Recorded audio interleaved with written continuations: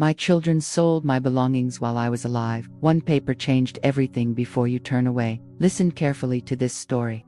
If you believe family always protects you, stay until the end. Subscribe now, because stories like this are more common than people admit.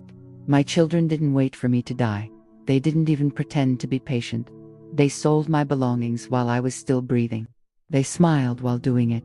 And they thought I would never find out. I discovered it by accident, not confession. A neighbor asked why my furniture was gone. She said strangers were loading trucks all morning. I thought she was confused. I was the one they said was confused. But confusion doesn't erase memory. I knew exactly what had been in that house. And I knew I hadn't given permission. That house held my life in physical form. Every chair had a story. Every cabinet had been filled by my hands. They weren't antiques to me. They were proof I had lived with dignity. My children called them clutter. They called the sale practical. I called it theft. They told relatives I agreed to everything. They said I wanted to downsize. They said I was tired of memories. They spoke calmly, confidently, convincingly. People believe confident voices, especially when the victim is old, especially when the victim stays quiet. Silence became their shield. When I asked where my things were, they avoided me. My son changed the subject. My daughter spoke slowly, like explaining to a child. She said it was for my own good. She said I didn't need so much anymore.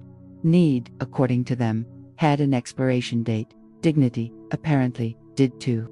I said nothing and watched. Nights grew longer after that.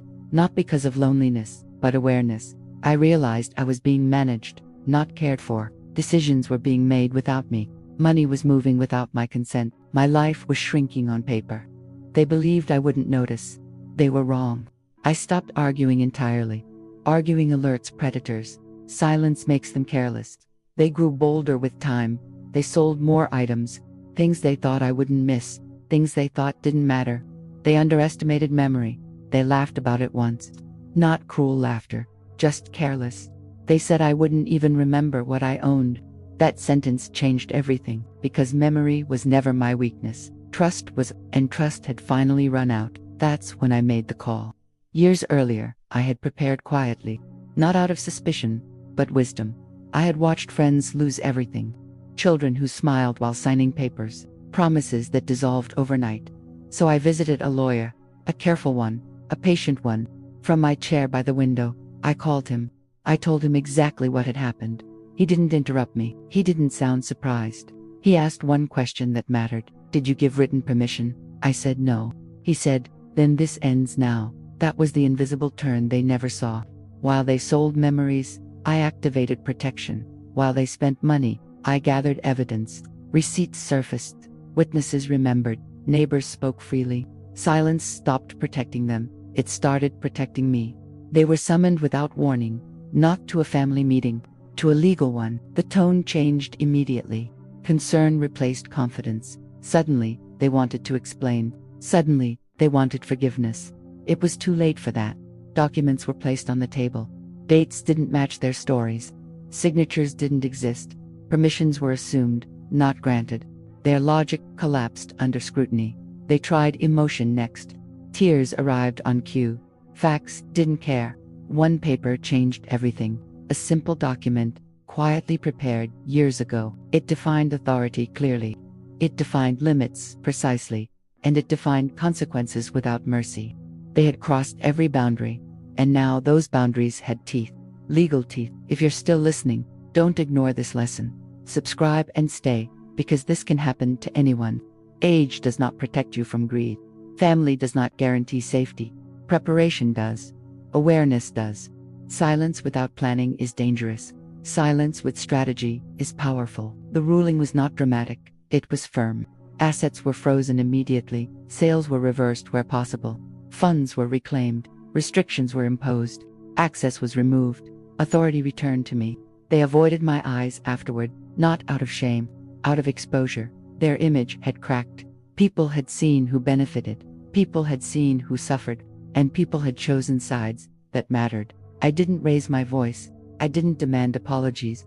I didn't need them. Justice spoke clearly enough. Consequences are louder than words. They learned that lesson painfully. I learned mine permanently. Trust requires boundaries. I reclaimed what mattered most, not furniture, not money, control, choice, voice, the right to decide my own life. That was never for sale. People think injustice needs anger. It doesn't. It needs patience. It needs records. It needs witnesses. It needs one correct document. Truth rarely shouts. It waits. I moved differently after that. Not afraid. Aware. I spoke less, documented more. I trusted patterns, not promises. Age sharpened me. It didn't weaken me. That frightened them. Family gatherings became quiet. Not because of tension, because of accountability. They knew eyes were open now. They knew silence had ended. They knew consequences were real. Power had shifted, irreversibly. I don't regret staying quiet at first. It revealed their intentions. People expose themselves when comfortable. They exposed everything.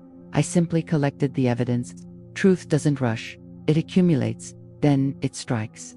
If you know someone being treated this way, speak. If you are being treated this way, prepare. Don't wait for sympathy. Don't expect fairness without structure. Hope is not a plan. Documentation is. Boundaries are. Law is.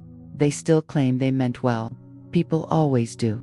Intentions don't erase damage. Love doesn't excuse control. Family doesn't override consent. Those myths collapse quickly. Reality is less sentimental and more honest. I kept one item they tried to sell, not because it was valuable, because it reminded me silence is a tool. Used wisely, it protects. Used blindly, it destroys. I learned the difference, and I survived it. Many elders believe endurance is dignity. Sometimes it is, but endurance without defense is surrender. Respect must be enforced, not requested, not begged for, enforced. That truth is uncomfortable. This story isn't rare, it's just hidden. Shame keeps it quiet, fear keeps it buried. Knowledge brings it up, preparation keeps it from repeating. Awareness changes outcomes. Always, if this story felt close, trust that feeling. It exists for a reason. Share it with someone who needs it. Talk about it openly. Silence protects the wrong people. Light changes behavior. Truth restores balance. Even late, remember this above all else. Respect is not a favor. It is a right. Age does not cancel authority. Family does not excuse betrayal. If this story mattered to you, subscribe. More truths are coming. And silence no longer wins.